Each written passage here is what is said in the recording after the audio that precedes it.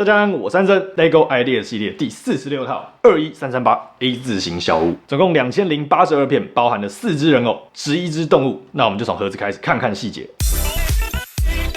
本节目由 Moist Taipei 赞助播出，原子小金刚鞋热烈预购中，有到东区的话，记得也可以直接到店里逛逛哦。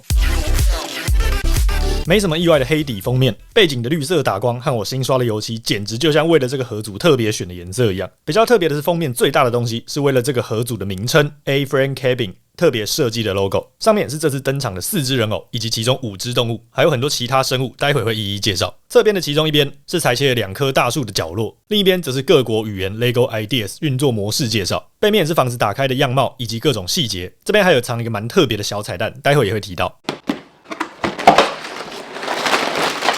零件总共分为15个大步骤，以及一包补充的底板零件，里面还有独木舟和鞭子。这个鞭子的应用非常聪明，等等会介绍。说明书有用厚纸板保护起来，封面则和目前最新的街景10312爵士俱乐部一样，改白色底的封面。至于为什么要做这个改变，上一个影片我有介绍过，这边就不再赘述啦。比较特别的是，2本说明书的封面并不相同，分别是小屋在白天以及黑夜的样貌。不过因为封面改了白底，一时之间还真看不出来是夜晚的意思。封底也有特别设计，一本是杯子和相机，一本则是吉他和松鼠。先来看看说明书介绍了哪些东西。首先依然是通知说包装正在从塑胶袋转成纸袋，不过我依然没有拿过。再来是让我比较意外的，居然是提了乐高的 VIP 运作模式。不过因为台湾并没有跟着这套系统，这边我就不介绍了。接下来是介绍简单却充满各种功能性的小屋，这可以是逃离充满压力城市生活的地方，可以是田园诗歌般的度假胜地，可以是迷人的远端办公室，可以是减少碳足迹的好选择，也可以是发挥独特创意的现代经典。这些只是 A 字小屋卷土重来再度流行的其中几个原因，以下简称三角屋好了，比较顺口。起源可以追溯到好几世纪以前的欧洲、中国和南太平洋，而比较现代的三角屋则在1950到70年代是全盛时期，特别是在欧洲和美国。2战后经济蓬勃发展，让更多家庭可以享受这种乐趣。无论大小，三角屋都充满一种魅力，又是相对廉价可以远离城市的第2个家。建筑师可以有效利用每一寸土地，并且有各种套件可以依照业主的需求、风格和环境来修改舒适的房子。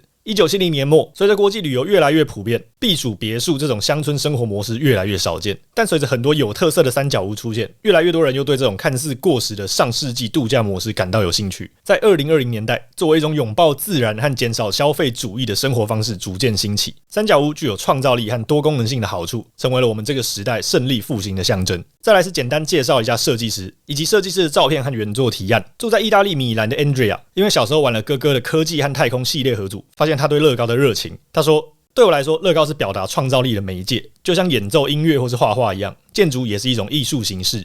在过去10年里，已经成为我生活中的重要元素。几年前，他开始建造一系列农村房屋，他认为三角屋就是这个系列的巅峰之作。他说，如果在大城市过着充满事情还有 deadline 的忙碌生活，有时候会觉得非常耗尽精神。多年来，我觉得越来越需要这种更天然、更平静的生活方式，而不是一直担心我今天必须做什么。对我来说，三角屋代表了一种更纯真、更接近大自然的生活方式。不仅因为三角屋大部分建造在树林里，而是这栋奇特房子的主要特点也是非常实用。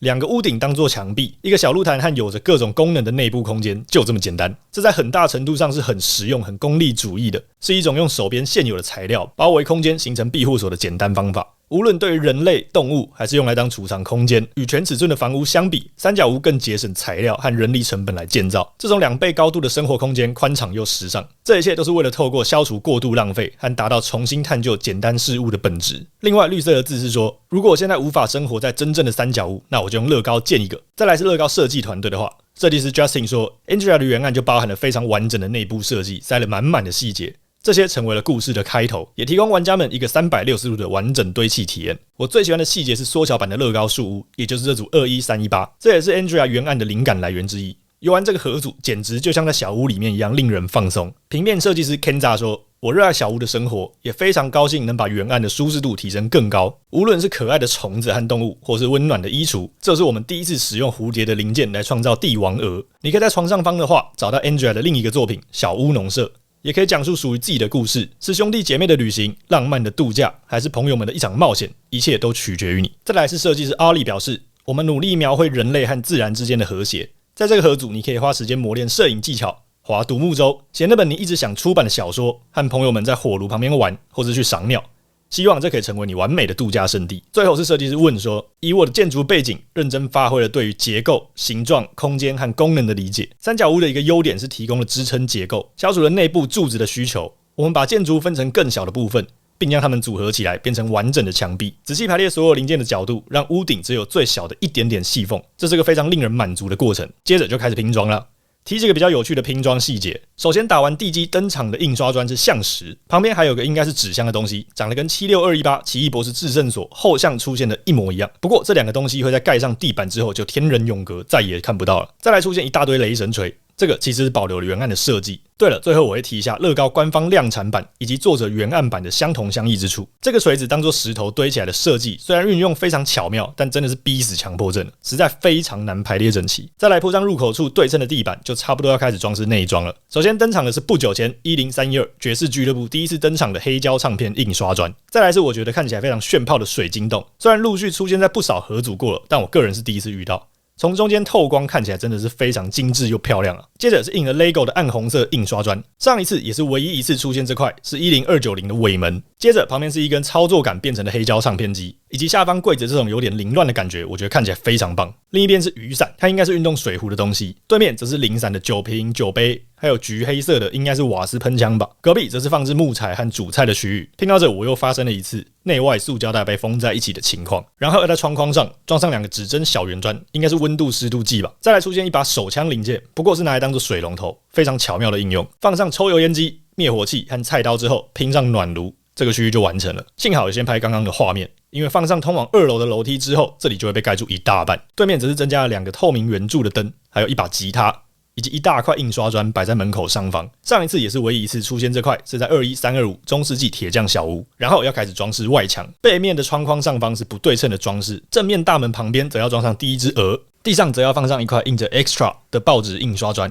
似乎是全新零件。接着摆上2张设计不同的沙发。值得注意的是，刚刚出现的报纸其实会被藏一部分在沙发底下，后面的柜子会装上烛台装饰，以及旁边应该是笔吧。对面的黑胶唱片机旁边也会再放上水晶摆饰。房屋的另一侧则是打字机色的办公桌，上面摆了打字机、茶壶、茶杯。顺便提一下，这台打字机的设计比10278警察局的阳春一点。再来出现了10278警察局曾经出现的报纸。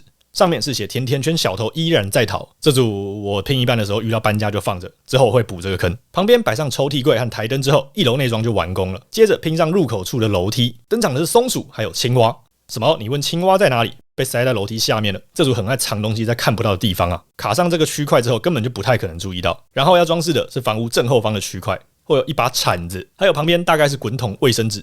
考量到室内并没有厕所，铲子搭配卫生纸，你应该知道是用来干嘛的吧？另一个角落有应该是德国桶的东西，也就是 Jerry Can。中间这区块非常有趣，这个是旋钮，粉红色应该是肥皂。没错，这是一个室外洗澡区。还有很值得提一下内部烧柴暖炉的通风孔，虽然内外并没有真正相通，但位置是有对上的。房屋正面则是增加了一个小桌子，放了杯子和灯以及一张摇椅。这个就是鞭子的用法，很聪明，拿来当做摇椅的一部分。旁边还有个平底锅，上面是荷包蛋，相当可爱。摆上10个相同零件做成栏杆，最后补放个放大镜在报纸旁边，1楼就收工了。再来是房屋左半边的区块，这边我不懂为什么不用新的2层厚度的零件，而用了2块叠起来。然后是大小横切树干印刷砖，搭配有长有短，层次感十足。还没放上树叶的时候看起来有点可怜，不过放上去之后丰富很多。树还会再装上被 Elon Musk 搞砸的 Twitter 的 logo。以及另外一只鹅在树干上。第一本说明书结束收工，回到房间开始盖第2层楼，也就是卧室。这次床的设计看起来也非常舒适，上方是这组原创的全新印刷砖。前面有稍微提过，这是作者的另一个作品 Blue Cottage 蓝色小屋，能被印成印刷砖一起量产也算是很不错了。地板上其实还有藏一个橡石和一张地图，这张地图目前只出现在60355过，2块印刷砖都会被床挡着。再来是梁上会放一只蜘蛛，不过也是接下来的步骤又会被藏起来。这组真的好爱藏东西啊！另外，床头灯和楼下门边是相同设计，另一侧则是书架和小雕像。接下来是放上相机、罗盘和杯子，镜头看起来应该是 Canon 的。另一侧则是蜡烛、宝石，还有放在床上的望远镜。床尾的则是乐高3原色的小砖，以及前面提到缩小的21318。装上外面延伸的烟囱后，正面用个小鸟屋点缀，就完成2楼了。再来的步骤就比较无趣一点，因为是要拼上2大块一模一样的房子外观。比较值得提的只有窗户，是这样很微妙的卡进去。装上这2片之后，就剩下房子右半边了。这区域首先登场的是水塔，目前除了这组只出现在60394过。这里用了岩石零件，还有饱和度深浅不一的绿色、灰色，搭配一些咖啡色放在一起，2朵香菇也是很加分的小细节。但我最喜欢的是流水的这个小角落，剩下的步骤比那2片门板还要重复，还要机械性。2棵大树几乎是相同结构，所以这堆树叶就是一大堆重复的步骤。最后是装了救生衣的箱子和树上有比较少见的红色小鸟，目前只出现在3个合组过，以及放上独木舟。这个独木舟和10292我拍过的6人行公寓出现的是一模一样的，倒放在这边，整组就收工了。关于4只人偶，其实这组有个非常特别的地方，盒子背面的咖啡色毛衣女，一下是黑色毛毛头，一下又是金色短头发。小胡子大叔一下绑着马尾，一下又变这样。这其实在官方网站有特别提到，4只可量身打造的人偶与11个动物玩偶混搭零件打造4只人偶，这其实也很合理啦。乐高本身就是个可以自由拼装，依照自己的创意来发挥的玩具嘛。不过这在乐高合组其实非常少见，大概只有上一组的 Ideas 系列21337手足球有明确给你一堆头和头发自由搭配，还有60354这组包装盒背面和另外一张照片有交换身体零件。目前我所知的只有这2个是类似情况，如果还知道其他例子，欢迎留言帮忙补充一下。不过以下介绍我就还是以说明书的拼法为基准咯。第一只蓝色毛衣女，身体上半身是全新的原创零件，头发是去年开始出现的新零件，下半身和脸就很常看到，还有背了个背包。2号表情长这样。第二只是红色夹克男，上半身也是全新的原创零件，头发、裤子和头都算很常见，还有背了个历史悠久的背包，从1989年开始，官兵的身上就经常看到。另外，2号表情长这样。第三只是咖啡色毛衣女，头发、身体上下半身和脸都有出现在其他合组过，背面的印刷和2号表情是长这样。最后是金发夹克男，头和下半身非常常见，头发和上半身则是2023的新零件。都有在今年的过年合组80111兔年新春游行出现过，头发则是除了这组以外，都是出现在 Friends 系列的合组。2号表情长这样。再来说一下和原案的比较，以及我认为的优缺点。设计师 Andrea 其实是以 Norton 74在乐高世界闻名，在他的网站上可以看到他过去的一大堆作品。很多设计其实真的一点都不输乐高官方的设计师了。在他原本的投稿上，其实有交代这个三角屋的背景设定是一对兄弟厌倦的都市生活，在树林里发现之后，经过整修生活在里面。所以原创的木头很多都是没有压紧，排列成这种松散不规则，来呈现原本是废弃木屋的概念。不过当然啦，乐高官方出的合组不可能允许这种零件没有压紧的拼法。所以量产版有给我一种这个木屋实在是太过于工整、太光滑、太完美的感觉。虽然有用一些不规则的排列和凸点来弥补，不过这2个比起来，我觉得还是原版更到位一点。而且撇除这点的话，原版外观这样打开撑住的窗户、门上方的装饰品，还有看起来经过修补的木门、挂了帽子和背包的区块、用弹弓做的门把，都是我觉得应该值得被保留下来的部分。顺便提一下，原本的小鸟屋是延伸在房子外的，官方改成正面的一部分也算可爱啦。幸好原版我认为最酷的其中一部分设计，也就是正面下方大量雷神锤构成的堆叠石头，这个设计是有被保留下来的，而且搭配了今年才刚出现的蝴蝶零件，算是一个很好的点缀。这个蝴蝶零件目前只出现在80110新春贺年摆饰而已。内部的话，原版是半开放的，并没有完全封死，展示的时候看起来比量产版2片板子紧紧盖起来有趣很多。而且官方设计其实并不是很容易拆装，原版是用转轴零件打开关闭的。还有很可惜的一点是，官方版也少了地板，原版用了深浅不一的咖啡色以及各种印刷砖来呈现小木屋的地板，量产版就这样相对无趣，比较缺乏层次。2楼原版则有巨大蜘蛛网，也是我觉得不错的装饰。至于最令人议论纷纷的跟动，大概就是树了。原版的树其实看起来非常棒，不过大概是因为要用到的零件数是量产版的好几倍，或许是考量成本和定价，所以改成了我们现在看到的样貌，这是我觉得稍显可惜的。不过官方设计师也用了更有层次的颜色来弥补这点，我觉得看起来算是各有优缺点吧。色彩方面比原版的丰富很多，但就跟房屋本身一样，有一种充满人工痕迹、比较不那么自然的感觉。讲这么多，其实原版也是有几个我认为很好的改良，像是比原版多了不少动物，而且2楼是可以像街景系列一样方便拆装的，都算是我觉得不错的设计。至于打开展示的方法，应该各有优缺点。原版因为能露出一部分，所以整体而言我觉得看起来更丰富。官方版由于外观过于工整，封起来的时候看不到内装细节，就觉得有点可惜。量产版本的内装我认为比外观更有看头，但原版的转轴设计又比较方便开关。两者比起来的话，我们所能入手的量产版给我的感觉更像很新、很豪华、精心设计和经营的度假中心。原版更像是厌倦都市生活的隐士小屋，有一种与世隔绝、更和大自然和谐相处的氛围。外观方面，除了树以外，整体我更喜欢原版，但树叶零件这件事，官方又丰富很多。内装的话，官方版似乎又略胜一筹。